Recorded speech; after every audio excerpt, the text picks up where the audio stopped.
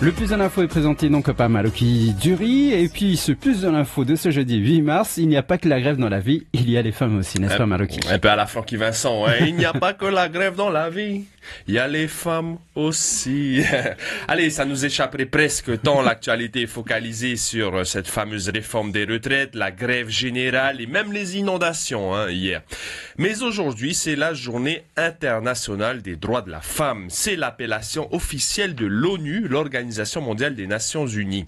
La date du 8 mars a été officialisée en 1977 au niveau mondial, donc par l'ONU. En France, c'est le gouvernement de François Mitterrand qui lui a donné un statut officiel. C'était en 1982. 82, c'est d'ailleurs l'année au cours de laquelle le Conseil des femmes de Polynésie a été créé.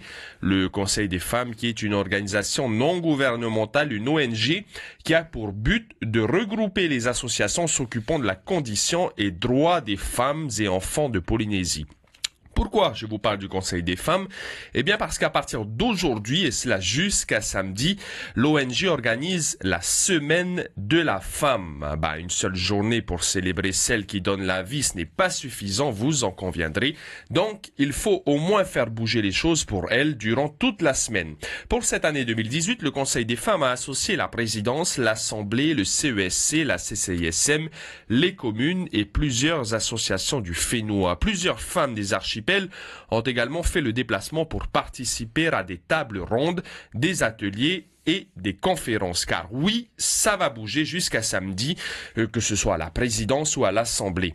Entre 10h et 12h et entre 13h30 et 16h aujourd'hui et entre 9h et 12h demain vendredi à la présidence, il y aura des tables rondes ouvertes au public. 3 thèmes seront débattus.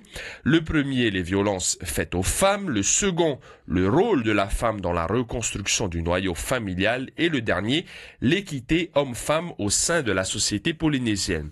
À noter également qu'il y aura demain à l'Assemblée une conférence débat animée par le docteur Charles Sophie, qui est en fait un psychiatre américain qui dirige le département des services à l'enfance et à la famille du comté de Los Angeles, le plus grand du pays. Il s'occupe de près de 40 000 enfants américains placés en famille d'accueil, donc il a l'expérience à partager et pourra donc répondre à plusieurs problématiques locales. Enfin, pour terminer, puisqu'une bonne nouvelle n'arrive jamais seule, mesdames, la CCISM lance jusqu'à dimanche l'opération Happy Vahinese Day. Il y a un événement Facebook qui a d'ailleurs été créé pour l'occasion et où ont été publiées toutes les offres spéciales Vahine Deals. Il y en a plus d'une centaine, donc faites-vous plaisir, vous le valez bien. Voilà, c'était le plus de l'info consacré à la semaine de la femme, puisqu'en Polynésie on fait durer le plaisir jusqu'à dimanche, mais bien sûr, ça devrait être ainsi durant toute l'année. Allez, un dernier message. Vive les femmes, Mathieu. Exactement. Et puis, ce plaisir va durer en tout cas en radio tout à l'heure à 7h30 avec Mareba Georges, notre invité café. Plaisir prolongé, la